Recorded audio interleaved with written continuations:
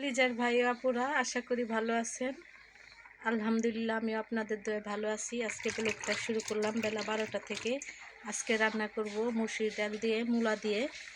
মূলাগুলো ছেড়ে দিলাম, সবাই দেখতে থাকুন প্রথম থেকে শেষ পর্যন্ত। ভিডিওটি ভালো লাগলে লাইক কমেন্ট শেয়ার করে দিবেন। আশা করি আমার পাশে থাকবেন। আমি আপনাদের বোন। আজকের দিনটা খুবই সুন্দর। জুম্মা মোবারক সবাইকে। জুম্মার দিন আমার বাড়ির অবস্থা দেখেন, গাছ দিয়ে সব জঙ্গল হয়ে আছে আর কি। মানুষ নামাজ পড়তে যাইতেছে।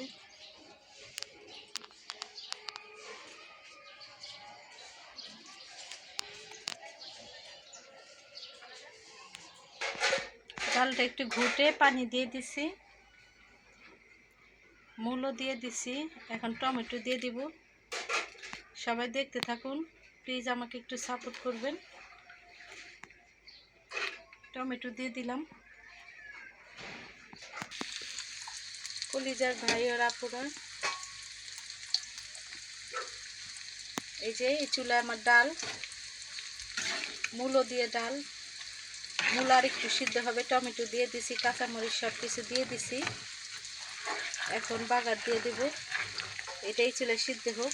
এই চুলে আমি ডালটা বাগারের জন্য পেঁয়াজ রসুন দিয়ে দিছি, ধনিয়া পাতা ডালে দিয়ে দেব।